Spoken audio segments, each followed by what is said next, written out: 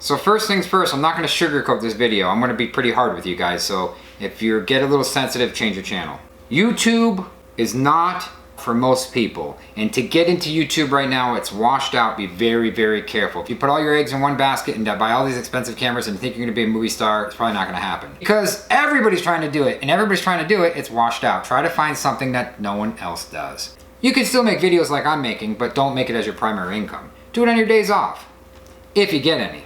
The most important thing to do is to get your business cards, because it's cheap. It's one of the cheapest ways of doing it. Get some signs, yard signs, get business cards. Go to Vistaprint, it's cheap. It's very inexpensive, and you get some cards. I'm just writing, I got a note list because my brain's not too with it. Second, most important thing, we started two computer businesses and a Camper Pros business, an RV repair business. We're not professionals, but we do know what we're talking about a little bit. Everybody's gonna put you down. And what I mean by that is your family's gonna put you down, but I don't think they understand why they're putting you down. They think that a lot of people, some people will look at you if you had like a job that was an hourly job at like a clothing store, not making any money, or stocking shelves at a supermarket, and you know, can't say pumping gas anymore because they don't pump gas anymore, but you know what I mean. If you're doing a lower end job, people are gonna, your friends that have higher end jobs are gonna say, well, just find a better job. They're not gonna understand what you're trying to do. So don't expect them to understand what you're doing, because they're not gonna understand what you're doing at first. But then later on, you're gonna get the thing where everybody's gonna go up to you and say, how'd you do that? Well, how did you do that? That's what you're gonna get about a year later, if you're successful. Maybe 2 years later, maybe 3. Usually it's 2 or 3 years to start a business anyways. It's good to have a partner that helps you. If you're gonna start off small, mom and pop, and you have a partner, and if that partner is not on the same team as you, then it's going to be really difficult to start a business, because you can't afford a secretary at first. So if you're out in the field and your wife or partner is at home or at another, well, sometimes they're at home or at a job, but if they're at home and if they can take the calls while you're on call doing a job, it makes life easier because you're not missing those calls. A lot of people, the biggest mistake they do is they don't have a secretary to take the calls, because you can't afford a secretary right away. Let's face it, it costs too much money.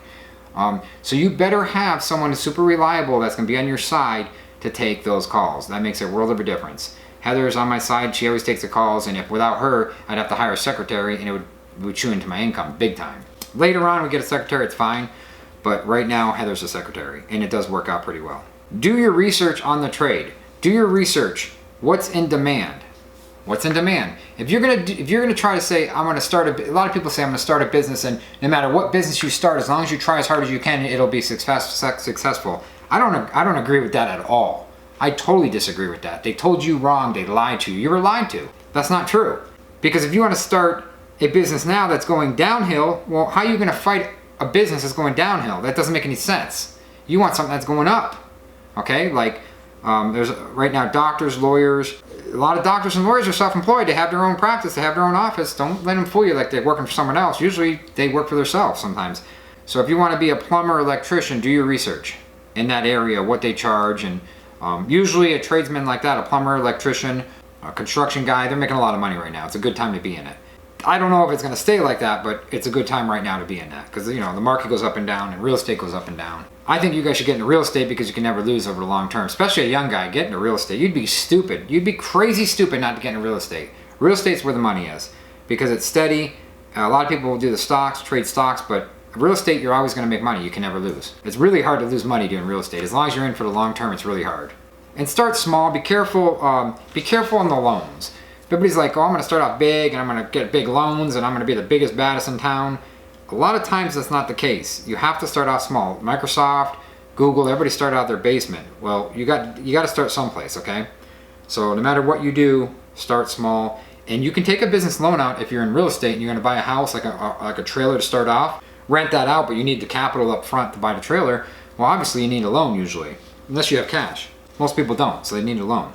So that in that case, that's smart, because that loan is a write-off. The interest on that loan is a write-off. So that's pretty smart. On any business, usually interest is a write-off. But if you can start off with a pickup truck, and if you're going to like service calls, then try to get an older pickup truck like an S10 like I did, and then you can graduate to an Astro van or a full-size van or whatever you want. I like those Astro vans because they got a lot of power. They're small, they're good on gas, and you can get them cheap. Astro van, remember that, look it up. They don't make them anymore, but they're good. You can get like one that's like 8 years old, 9 years old.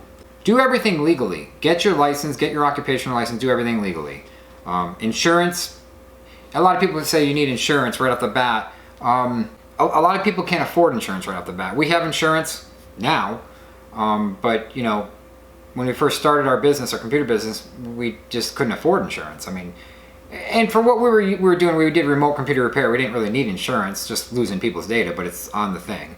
So it's not like we're gonna burn their house down. We're not even at their house, you know what I mean?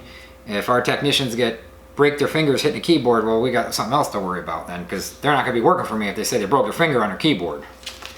So you have to look at the big picture. If you're climbing a tree and you've got a chainsaw in your hand, holy cow, that's risky. If your guys are climbing trees, you know, you better have insurance on them. Because if they fall, you're screwed. But yeah, get insurance when you can afford it. Everybody's like, oh, you gotta start off with insurance, it'll bankrupt you. If you have nothing to lose, what the heck? Just get insurance when you can afford it, and do a good job in the first place, and you won't have to use your insurance.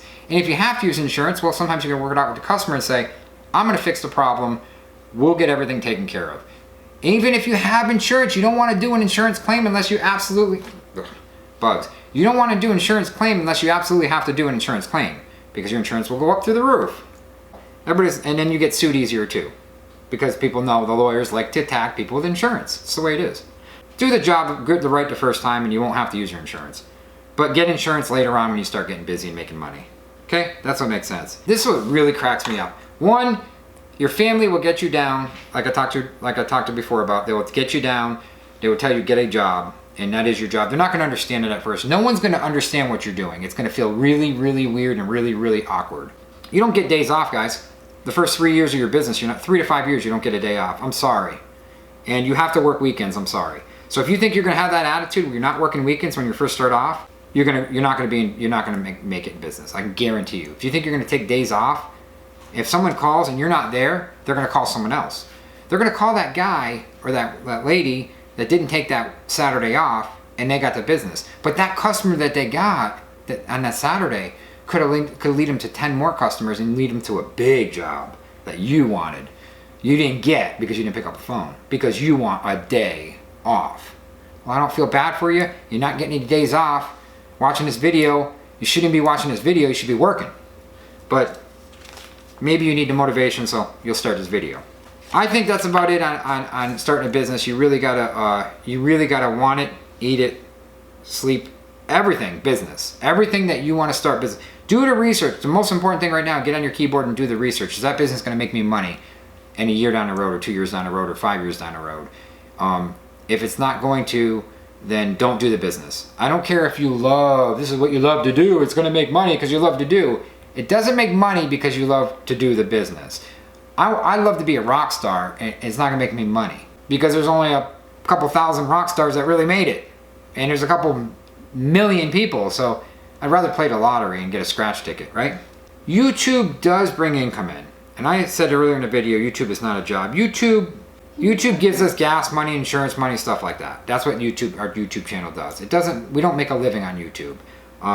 The ad revenue and stuff went way down compared to what it was before, and we just don't make any money doing it. It's like, it's pocket change is what it is, which is fine. I'm not complaining. It's pocket change and it's good, but it's not something that's going to make you an income. I mean, the camera equipment costs more than it feels like than you make on YouTube to begin with. Some people are making thousands of dollars a day, and I realize that, but well, there are rock stars out there too, and there are starving rock stars that didn't make anything and they can't make anything. So there's more of them than real rock stars. So kind of like put stuff in perspective. You're not going to be a rock star overnight. Number one, if you want to be, that's fine, but don't put all your eggs in one basket. Do the list I said, save this video, send it to your friends, and ask their opinion and on this video that I'm doing, and see what they think, because that's important. Some of them are to get you down on it, but that's important to see your close friends that actually care, or your family members, and see what they think about this video, because I think that you have it in you to do your own business. A lot of people do. A lot of times we go on repairs and we fix RVs, and it cracks me up because the person doesn't have the confidence to do the fix in the RV, okay, like I do. And they can fix it just as good as I can. They actually tell me how to fix the problem. And I'm there fixing the problem, getting paid. They're paying me to tell me how to fix their problem, which is fine. But I'm thinking, Why would they do that? Why don't they just do it? I don't understand. It's like, I mean, you just told me, I've had it where when I first started off, of course, you know, you're new, where the customer would tell me how to fix the problem. So they're teaching me how to fix the problem, but they're paying me too. So that goes down to confidence. I was very confident. I still am confident. And of course, I'm really good at fixing RVs now, but thank you for helping me, guys. Thank you for, you know, being underconfident, you know, because it's true with anybody in any business. If they're underconfident, they can't do the job. I don't know where I'm spinning around everywhere, but you know what I mean. Be confident at your job, and definitely keep your ears open. Watch YouTube videos on learning how to do that trade. That's huge. So I learned a lot on YouTube on how to fix furnaces and how to fix air conditioners and RV, and we're in Western North Carolina. We do RV repair, mobile RV repair. Forest City, Bostic area, and it's Western North Carolina. So we're about an hour from Asheville and an hour from Charlotte. We're right in between. So if you need your RV fixed, come see me and I'll fix your RV. We really do a good job. And so that's what you should be doing. If you're going to be doing YouTube, say your business name on it too. So if you're going to do a funny video and you just want to horse around on YouTube, well, say your business name at the end. If you just want to do an educational video, say your business name at the end. Put a logo in the back of you. I hope this helps you. Have a good one. Love you, and like to share this video. And if you guys want to see more videos like this, go ahead and comment below and to what type of video we should put up for you guys.